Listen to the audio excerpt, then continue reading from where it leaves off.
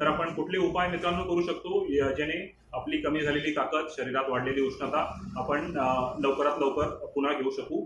तर मित्रांनो, व्हिडिओला मी 3 पार्टमध्ये डिवाइड केलेलं आहे. म्हणजे 3 प्रकारची उपचार पद्धती आहे. सर्वात पहिला आहे आहार, म्हणजे आपले थोडक्यात खाण्याचे किंवा पेय, कुठले शीतपेय जे राहतील ज्याने आपण बॉडी हीट कमी करायची आहे. विहारचा अर्थ म्हणजे काय करायचं काय नाही, पथ्य पाणी थोडक्यात. आणि तिसरा जो पार्ट आहे मित्रांनो, ते एक औषध सांगेल मी, फार सुंदर औषध आहे बॉडी हीट कमी करण्यासाठी. तर पहिला पार्ट बघू आपण आहार.